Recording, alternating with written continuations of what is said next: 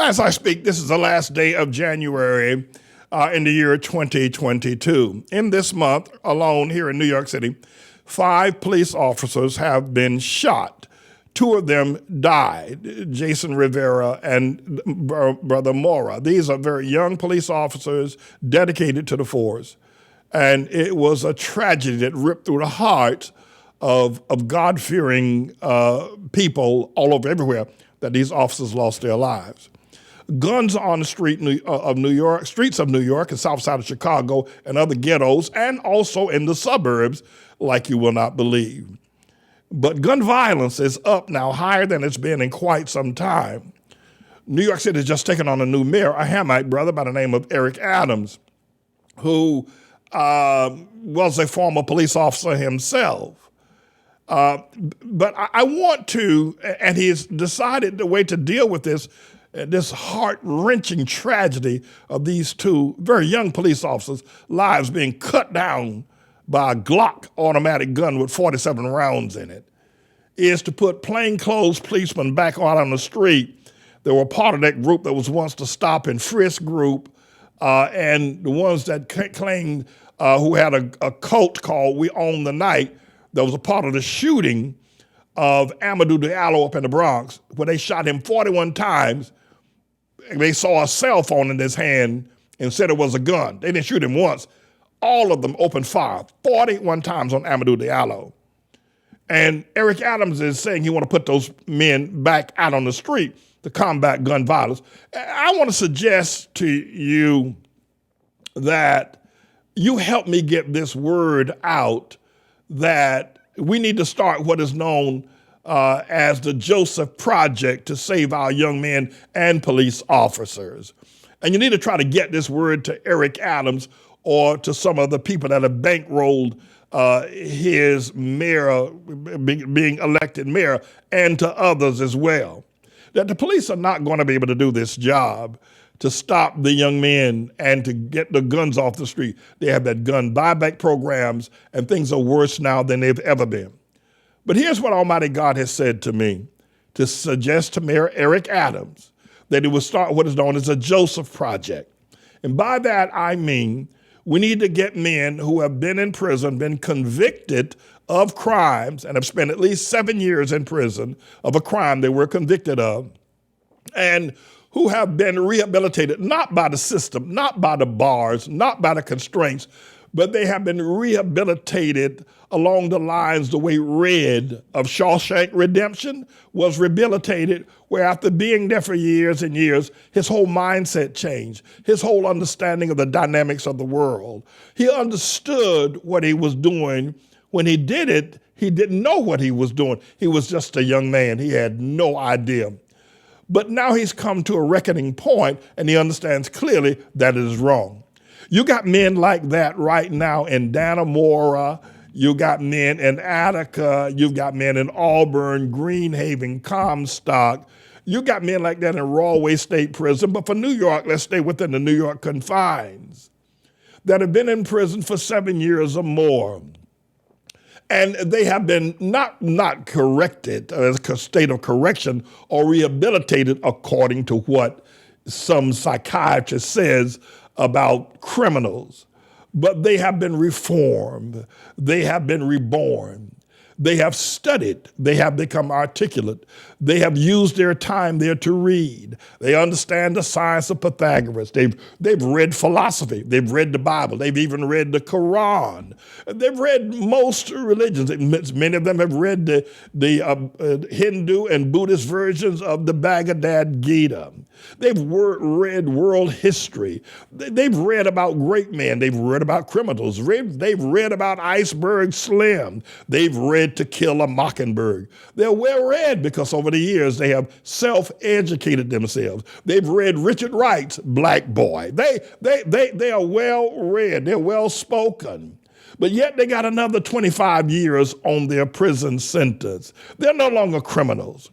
They are what they potentially could have been had they been raised in a strong environment with a strong pastor, and a strong moral understanding, these young men, and they made mistakes. They just couldn't analyze and computate and understand the wrong that they were doing or the harm that they did when they were criminals.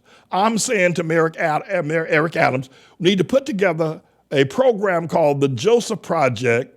Let me interview these men, along with some staff of other people, not psychiatrists, not sociologists, the hell with them, and not parole board people. Let me talk with these men, and let's bring them out of prison and put them on the streets, give them a job on the streets, by the schools, up and down the avenues of Harlem, of Fort Greene, of South Bronx, of South Jamaica, of Bed-Stuy, and the ghettos. And if the program works well here in New York, then it can go national to South Side Chicago, to Los Angeles, to those ghettos as well, South Central Los Angeles.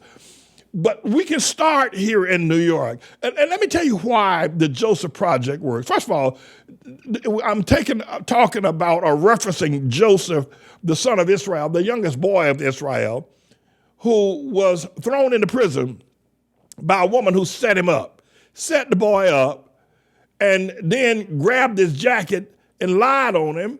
He was a good man, but he got put in prison and stayed there many, many years. But word got out to Pharaoh when trouble was hitting Egypt the way trouble is hitting America now, the way trouble is hitting New York. You ain't seen nothing. The summer's going to come and the guns are going to be out there and the shootings are going to take place. Here in Harlem, there's nearly a shooting every day.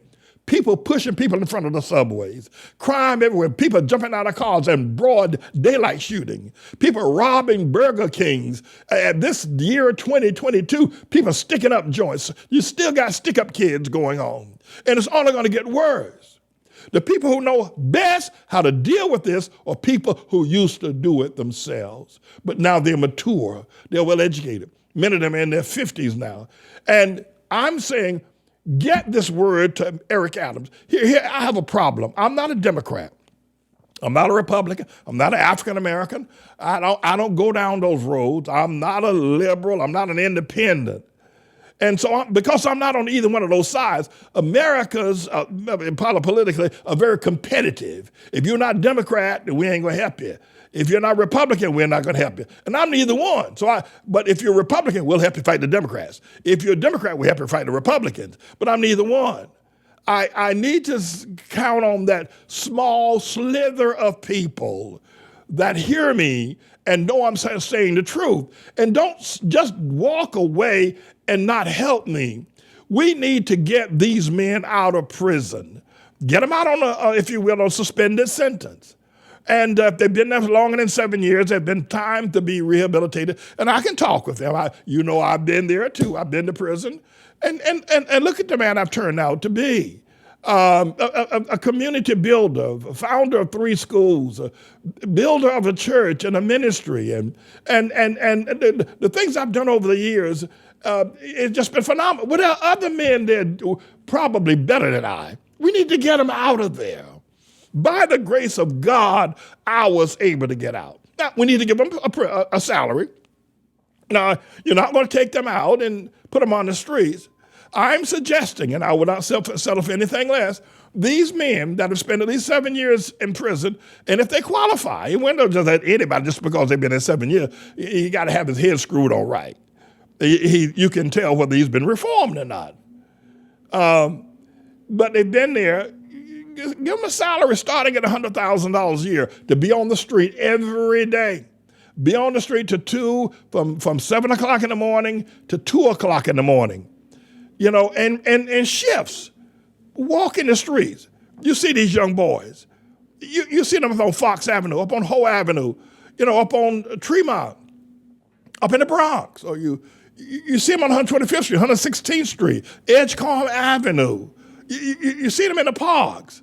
These men, and the fact that this will get publicity, it'll be all over the television, all over the newspapers that these men are out there, and these young boys can come talk to them. And they can be in such a way as the young boys will know, I'm an ex-con myself.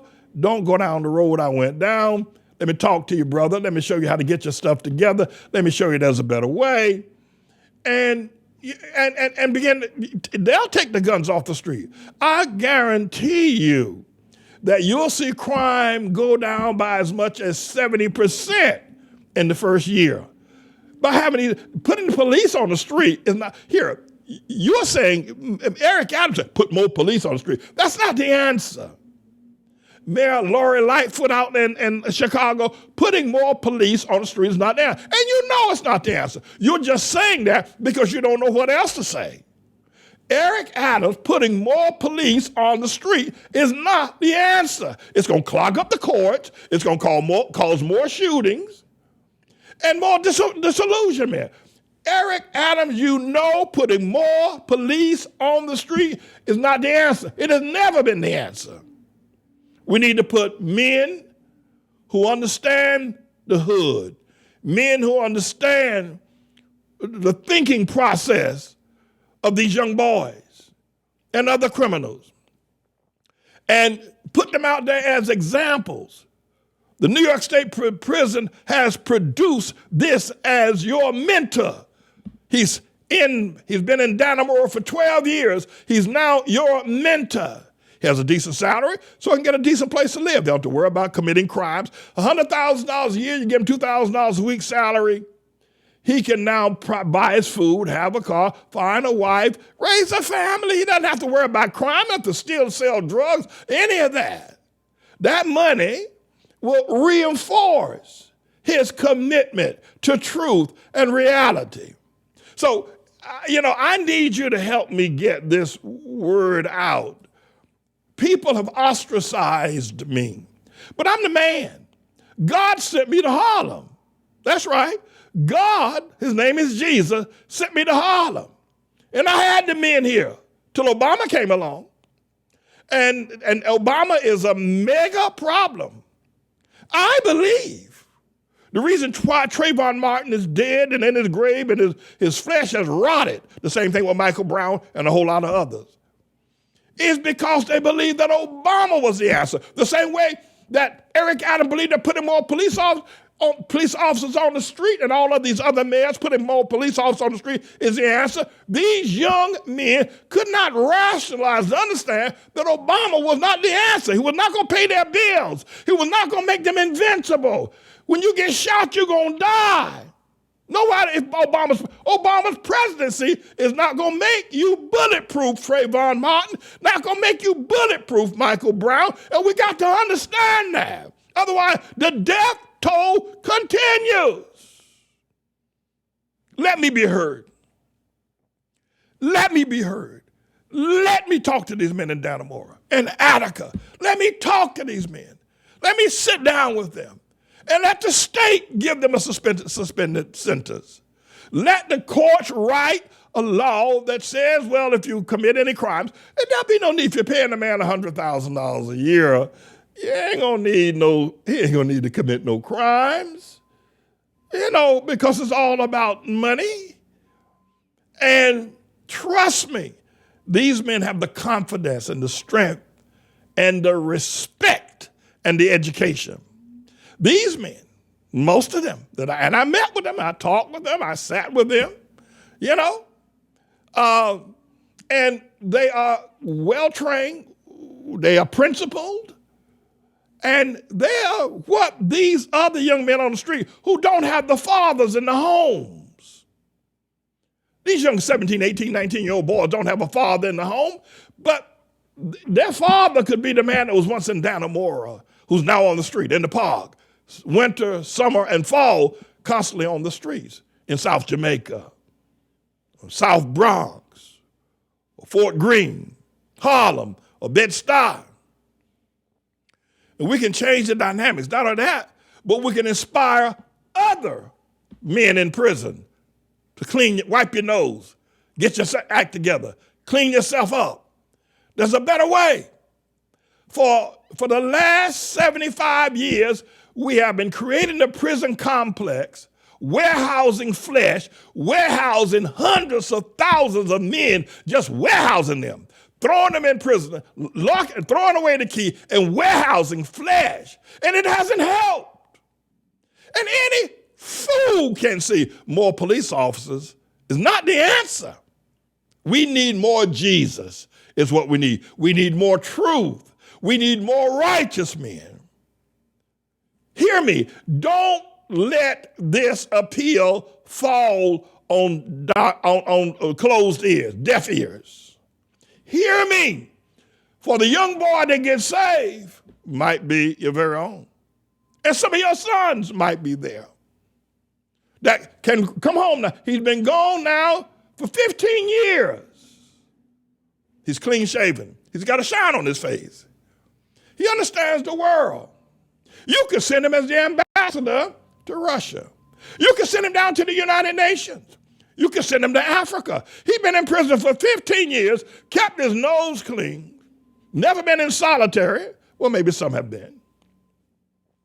No, my friends, help me. Eric Adams, let's do this Joseph project.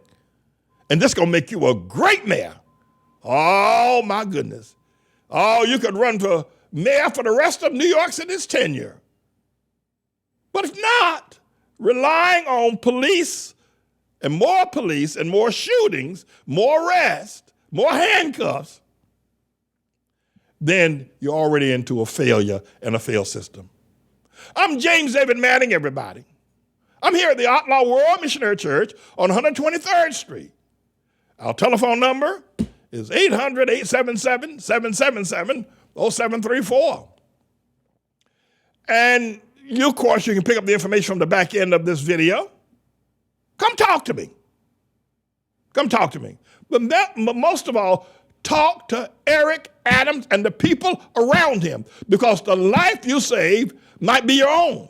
The shootings at the Joseph Project will stop what might be a bullet that's aimed for you.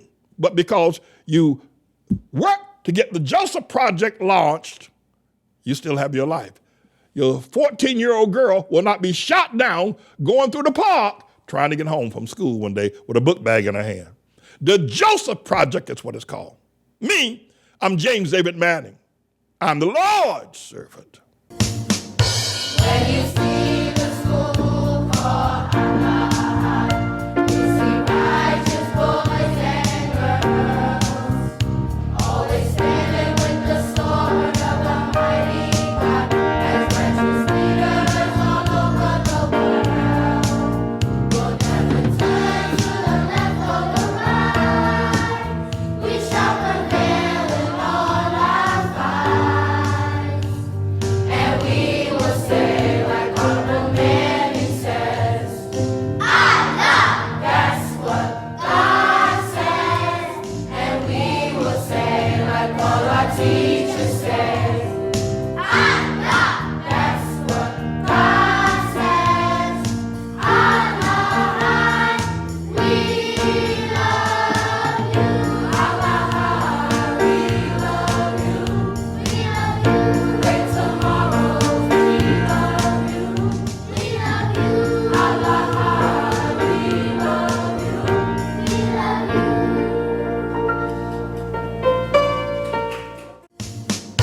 When you see the school called ATLAH, you see righteous boys and girls, always standing with the sword of the mighty God, as righteous leaders all over the world. We'll never turn to the left or the right. We shall prevail in all our fights, and we will say, like Honorable Manny says, ATLAH, that's what God says. And we will say, like all our teachers say,